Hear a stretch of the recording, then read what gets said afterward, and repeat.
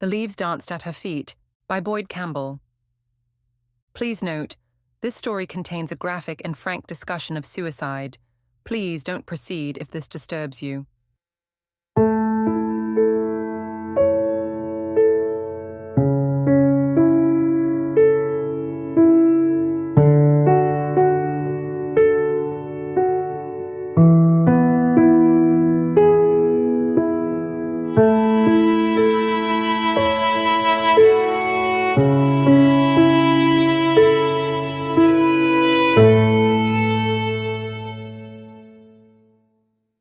When I was 14, I was doing my best to die of food poisoning when Little Bird's mom came to my hotel room with soup and crackers to prevent it. Here to save me again, I thought. The pants on her striped pajamas were a little too short for me to focus my thoughts. The other girls weren't wearing pants at all, just extra-large t-shirts, but who cares? They weren't her. There were a number of times along the way when I thought, if you don't cover up, I'm not going to be able to have a rational conversation. Of course, she could do that with just a smile. There's a thing she does with her eyes that makes my thoughts and words just swirl around like dry leaves in the wind on a blustery fall day. 9 months before, I learned that Katie died and how. For the next 25 years, I studied why. With teenage suicide, most people assume it's due to bullying and abuse, and it can be, but not always. Katie and I talked every night. Every night she led with who was annoying her that day.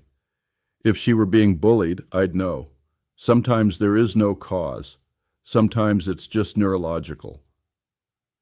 I never really thought about how much Katie's death changed my life until I started writing about it, and even then, not nearly so much as when I began to edit it down for Little Birds magazine.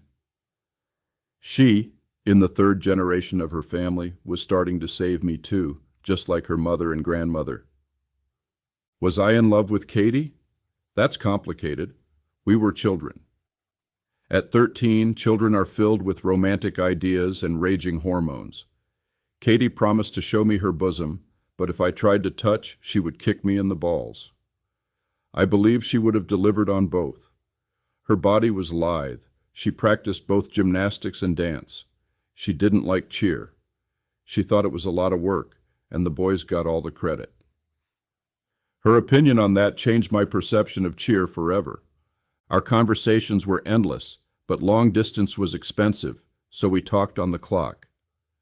No more than an hour after 7, don't let your grades slip. She could afford slipping grades, I could not. We split the week. I called 3 days, and she called 3 days. Horrible movie came on Saturday nights, so what's a girl? Katie didn't have the colors or features that I would learn were my kryptonite. She was cute, a cheerleader's face for somebody who thought cheer was oppressive. Her eyes were crystalline. They danced and flirted, but they didn't make the leaves swirl like Mary's mom. Mary's eyes are crystalline too. In them, I see the beginning of time. I'm not your father, I tell her, but you have been my child since before either of us was born. When I first met Mary on Facebook, my first thought was, she looks just like her mom. And she does, but those eyes speak of something else entirely. Was this a message? Technically, we're supposed to hate each other, Mary and I. I'm Clan Campbell, she's Clan MacDonald. Our fate was probably sealed at Glencoe when my ancestors slaughtered her ancestors after tricking them. Still, call me but love, and I'll be new baptized. 3 generations in her family would save me. Mother, maiden, crone. Don't tell your grandmother I called her a crone. Katie's name wasn't Katie. Mary knows her real name. That I should struggle to tell the story of a 13-year-old who died 50 years ago, but struggle to protect her identity too, might suggest I was in love.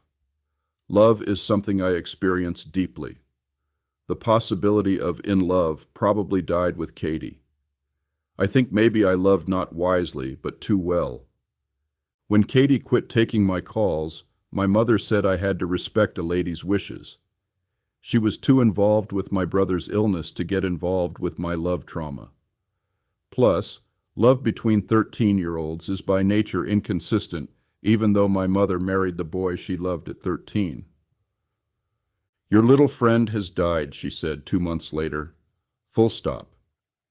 She couldn't even say my girlfriend died because clearly Katie dumped Boyd 2 months before. I had no girlfriend, and if I did, she was dead. The strength of being a writer and an artist is that you can visualize things. The weakness of being an artist and a writer is that you can visualize the things you weren't there to see. I wasn't there. Had I been there, obviously, I would have stopped it. I would have torn down the swing set. I would have broken the rope and called for help. I wasn't there, but in that moment I was.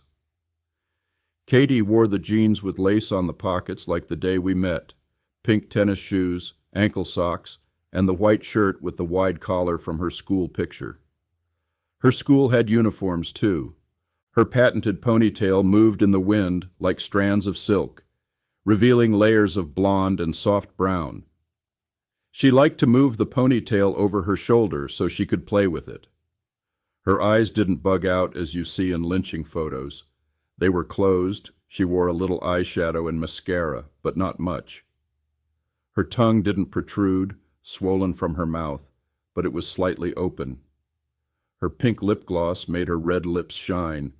Her tiny hands hung lifeless and blue at her side. I only got to hold her hands twice. In my mind's vision, I reached for her hand, but she was gone. The wind made her body sway and turn slowly. The rope made movement noises, but not straining. She was 102 pounds and gaining. She told me before she dumped me. Her eyes never made the leaves swirl and dance like the angel, but the leaves swirled and danced in the wind below her lifeless body, trying to pull her feet back to the ground. No one should ever visualize a 13-year-old girl who hung herself, but nobody should ever love a 13-year-old girl who hung herself. 9 months later, an angel brings me soup in her pajamas, so I won't die. Nobody at school knew what happened, not Bob Trent or Sarah Jones, and none of the kids. Just knowing that the angel was there in my room, where I was trying to die, made things better. Although I wasn't about to talk to her one-on-one, still she bought me soup and smiled, saved again. Little Bird keeps asking me what she can do to ever repay me. It's simple, really, as simple as I can make it. Speaking for Oedipus, Sophocles said, "Live where you can, be happy as you can. Happier than God has made your father, that's payment enough, more than enough. Do this and we are square for the rest of the universe. Live where you can, be happy as you can, happier than God has made your father. I love you. I love all 3 versions of you. Forget about the Glencoe thing. That was centuries ago." A Boyd Campbell is a reader-supported publication. To receive new posts and support my work, consider becoming a free or paid subscriber.